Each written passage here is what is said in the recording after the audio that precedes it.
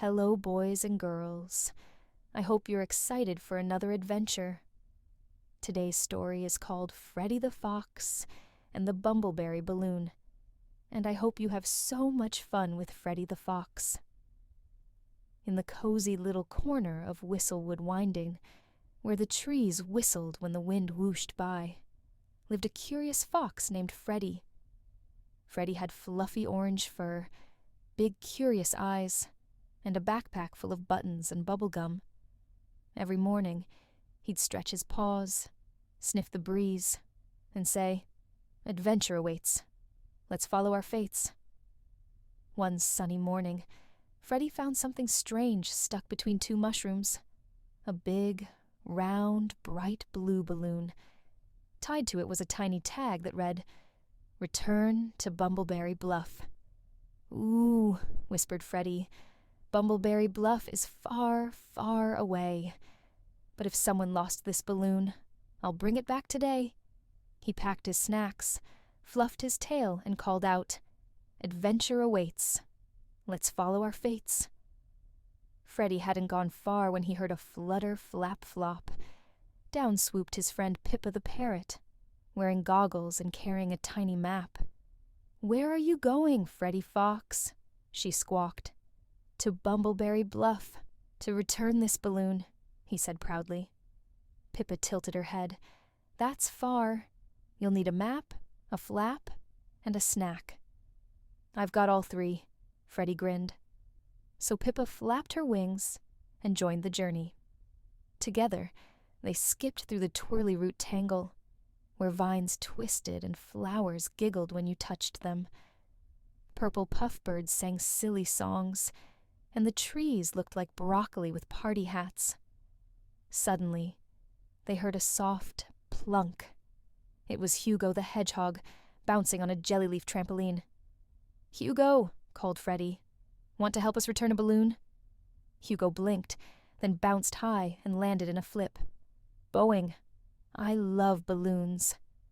So now there were three: Freddy the Fox, Pippa the parrot, and Hugo the hedgehog, all chanting together, "Adventure awaits.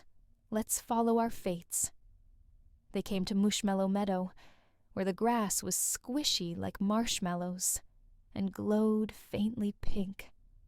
The sun was warm, and the breeze smelled like strawberries and clean laundry.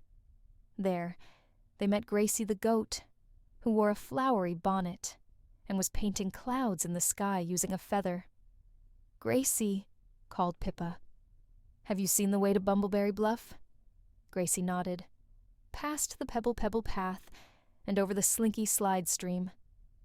So off they went, crossing the pebble path, where every stone made a musical note when stepped on. Plonk, ping, plink. They sang as they walked, making silly songs with their feet. Then came the slinky slide stream, where the only way across was to ride down a wiggly water slide made from a giant curled leaf. "Whee!" cried Freddy. "Flap-a-splash!" squeaked Pippa. "B-b-b-boing!" laughed Hugo. At last, as the sun dipped lower, they saw it.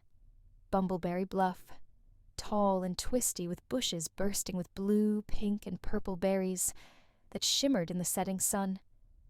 On the top of the bluff stood a teeny raccoon waving his arms. "Wait, that's my balloon," he squeaked. They all climbed the bluff, giggling and slipping until they reached him. "I'm Rollo the raccoon," he huffed. "I lost my bumbleberry balloon during the big breeze." Freddy handed it back with a bow. Rollo hugged it tightly. "Thank you, thank you, thank you." Then he paused. "Would you all like to stay for the Bumbleberry Bash?" They did. There were bouncy berry pies, glowing berry juice, and a dance floor made of bouncy sponge moss. Everyone danced and laughed until the stars blinked awake in the sky. Freddy yawned.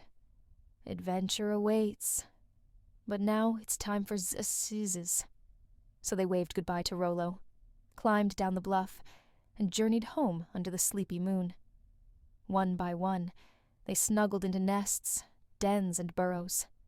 and just before he drifted off, Freddy whispered, "Tomorrow might bring another fate, and I can't wait."